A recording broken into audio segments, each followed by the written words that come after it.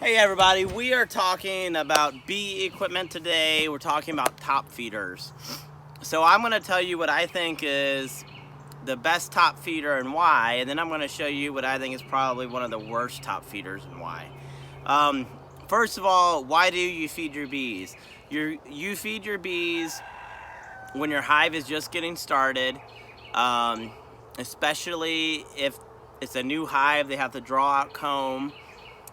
Comb is very labor intensive, very energy intensive. It takes a lot of energy for the bees to draw out that comb. A lot more energy than it takes to do any other activity that the bees need to do. So your first year is going to be a lot of work. Your bees are probably not going to make honey for you because they're spending so much energy drawing out that comb. But if you're lucky and your bees survive, the next year you have that comb to reuse again. So you feed your bees usually syrup to get your bees going in the springtime. You can also feed them during times of dearth, which is basically when there's not a lot of nectar around. You don't want your bees to starve, and you don't want them to use up their honey stores for the winter. And then you can also feed them in the fall when they're about to go into their winter season. So with that being said, let's talk about what a good top feeder looks like. So for a good top feeder, at least I think, you want it to be durable.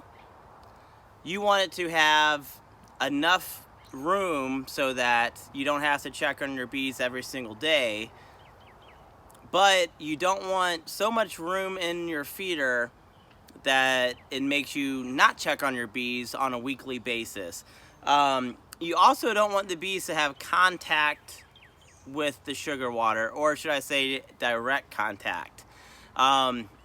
If bees have direct contact with that sugar water, they get sticky and they die, they drown. So this is what I think is one of the best top feeders out there. Very simple. I know it's a little sticky because it has propolis on it. So this is what I think is a great top feeder. The bees have access on both sides of the feeder, whereas some feeders only have access at one point. There's access on this, the front of the hive and the back of the hive. So basically what the bees have to do, they crawl up one side and then they have to go down a lip, a wall basically. So they have a double wall. They climb up one wall and then they climb back down the other wall, and then they have contact with that sugar water. But again, they don't have a lot of contact. The bees should not be in the sugar water. If they are, they got into the sugar water from the top of the hive. And that does happen. You do get a few bees in a feeder like this, but very few. Like I'm saying, 3 to 5 bees might end up in here, and that's pretty good. So this is what I think is one of the best top feeders you can have. I like top feeders because they're easy to manage. I can open up the top of my hive, pour in that sugar water syrup, and then I'm done. A lot of these other feeders are a little more intensive.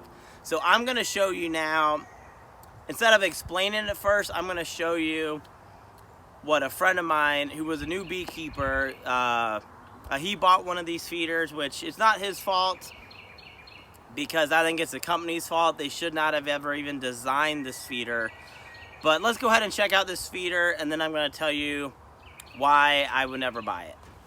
I'd say you're...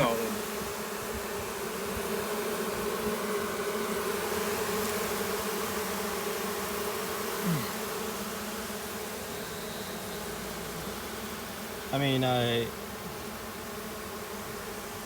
could help you, but I figure you got it. I mean, Yeah, no. Yeah. So this is my buddy's feeder, and this is why this feeder sucks, is that the bee space here is horrible. So bee space is 6 to 8 millimeters. If it's less than 6 millimeters, they're going to seal that gap with propolis. And if it is more than 8, they're going to seal it with wax, with honeycomb. So this is what they're doing, and they actually had wax on the cover here. It was kind of placed like this, and they were sealing up the extra space in the feeder. So that's why this feeder sucks.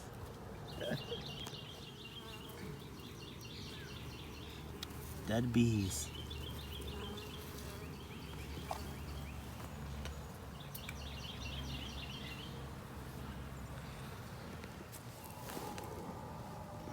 So it really is a horrible design, this feeder, because of the bee space. I'm kind of surprised a company would even operate like this and sell a product like this. If you're going to be a bee supply company, you should at least know about bee space, and you shouldn't sell products to your customers that don't follow basic bee biology. So unfortunately, my friend, a new beekeeper, bought this. Not his fault. You buy a product that says it's a syrup feeder for bees, you expect it to work. And again, I don't really like these floating rafts.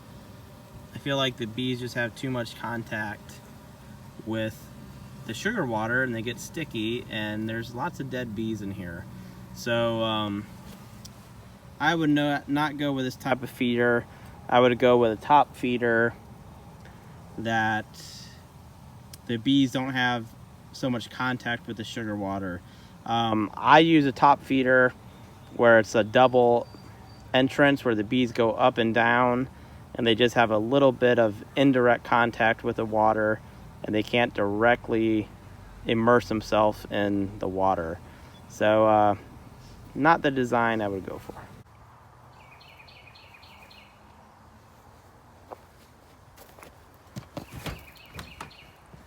So if you looked at that footage, that is a bad feeder for a couple reasons. One, at least in my opinion, it holds too much syrup, several gallons on each side, which for a newer beekeeper, you assume, oh, I fill it up, and the more I put in there, the better it is.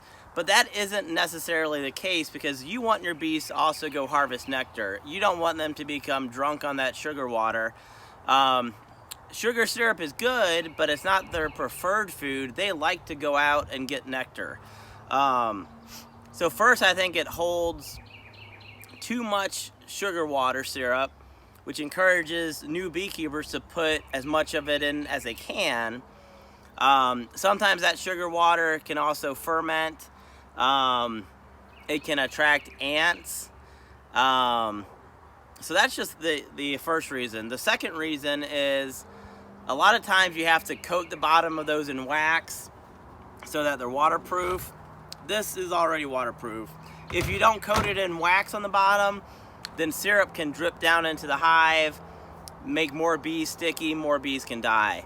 Another reason why it's not great, and you saw in the video, is that it has that center access point for the sugar water, but the people that made it, the company that made it, did not pay attention to bee space. So, right, bee space is 6 millimeters to 8 millimeters. That's the preferred space that bees like to travel through. If a space is less than 6 millimeters, they're going to seal that space with propolis. If it's more than 8 millimeters, they're going to build wax there, and they're going to seal that area with wax, or at least build wax so they can store honey and have a place for the queen to lay larvae. So that's exactly what happened with that feeder, is there was too much bee space, so the bees started building comb. They actually built comb from the top of the hive from the hive cover down, hanging down. That's wasted comb for the bees, wasted energy. They could be building that comb where you want them to, which is on your frames. The final reason why I think those are not great feeders is that there's those rafts that the bees actually have to travel on, and they get their syrup water from that access. They have to get onto those floating trays above the syrup water. That means a lot more bees die. If you notice in that video, there were a lot of dead bees in that feeder. You don't want a lot of dead bees. You want your bees to be fed, to be healthy, happy. You're gonna lose some bees, but to have hundreds of bees in a feeder is, in my opinion, unacceptable. So if you're going to buy a feeder, I would really research what's best for you. There are feeders similar to that one that I showed you, but they have a cover over the entrance, so the bees don't have much access to the sugar water, less drowning. But just the fact that that company built that without thinking about bee space tells me that they don't either know a lot about bees, or they built that to sell to people so that they knew they had a bad product, which meant that people would have to buy a different feeder eventually. So I hope this was helpful for you. If you use a different type of feeder, tell me about it and leave a comment below. Have a great day and keep on beekeeping.